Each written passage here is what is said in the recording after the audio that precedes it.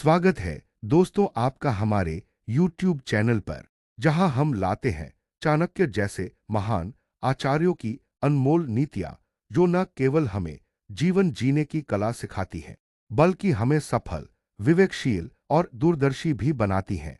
आज हम आपके लिए लेकर आए हैं चाणक्य नीति का पहला अध्याय।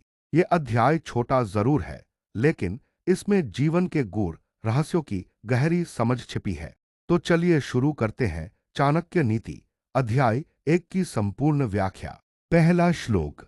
मूर्ख शिष्योपदेशेन दुष्टास्त्रिभरणेन च दुःखितः संप्रयोगेन पंडितोप्यवसिद्धि। भावार्थ। मूर्ख शिष्य को ज्ञान देना, दुष्ट स्त्री का पालन करना और दुखी व्यक्तियों की संगति, यह तीन चीजें किसी भी बुद्धिमान व्यक्ति को भी पतन की ओर ले जाती हैं। व्याख्या। चाणक्य कहते हैं कि मूर्ख व्यक्ति को चाहे जितना भी ज्ञान दे दो, वह समझ नहीं सकता। दुष्ट स्वभाव वाली स्त्री से परिवार में क्लेश उत्पन्न होता है, और यदि आप दुखी या नकारात्मक विचारों वाले लोगों की संगति करते हैं, तो उनकी नकारात्मकता आप पर भी हावी हो जाती है। इसलिए समझदारी इसी में है कि आप अपने समय और ऊर्जा को सही दिशा में लगाएं।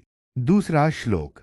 यह शत्रोश्च मित्राणि गुहेत स्थूलानि वा पुन पूर्णविराम विनाशाय तमिहंति स्वमिनन विपरीतक दीर्घविराम।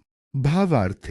जो व्यक्ति शत्रु की बातें गुप्त या खुली अपने स्वामी से छुपाता है, वह व्यक्ति अपने स्वामी का विनाश चाहता है। व्याख्या। चाणक्य यहाँ नीति के क्षेत्र में गुप्तचर और निष्ठा की बात कर रहे हैं। राजा हो या सामान्य व्यक्ति, यदि कोई उनके विरोधी की बातें जानबूझकर उनसे छुपा रहा है, तो समझिए वह विश्वासघात कर रहा है।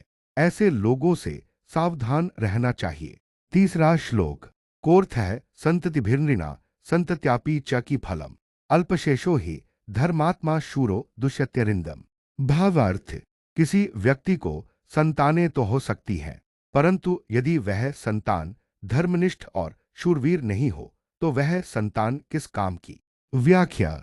चाणक्य यहाँ परंपरा और उत्तराधिकार की गुणवत्ता की बात कर रहे हैं।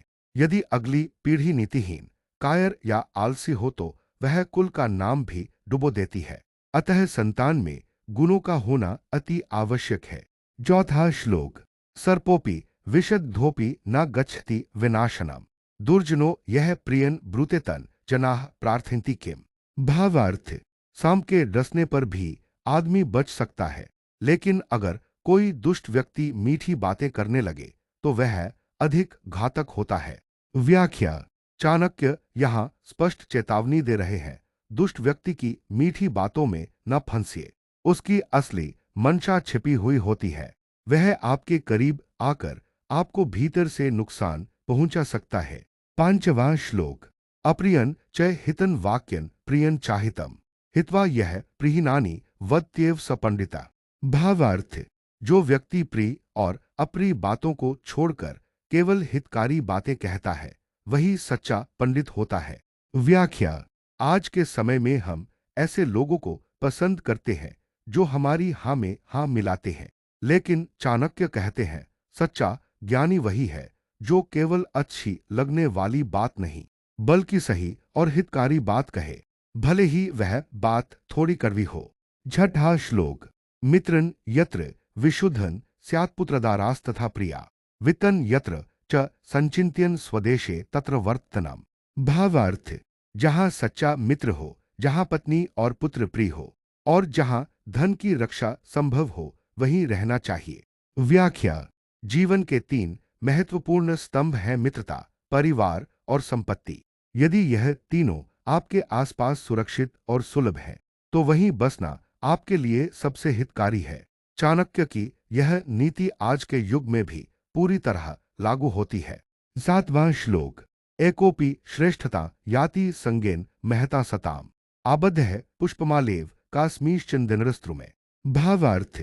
जैसे एक सामान्य फूल चंदन की माला में बंधकर भी सुगंधित हो जाता है, वैसे ही सामान्य व्यक्ति भी अगर सत्पुरुषों की संगति में आए, तो वह भी श्रेष्ठ बन जाता है।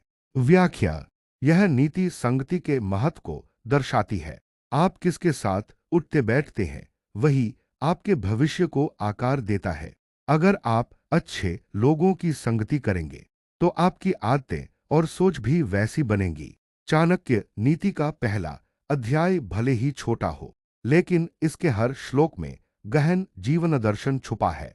यह अध्याय हमें बताता है किससे मित्रता करें, किससे सावधान रहें, किस संगति से लाभ है और किससे दूरी बनाकर रखनी चाहिए। मिलते हैं अगले वीडियो में एक नई नीति, नई दृष्टि के साथ। धन्यवाद।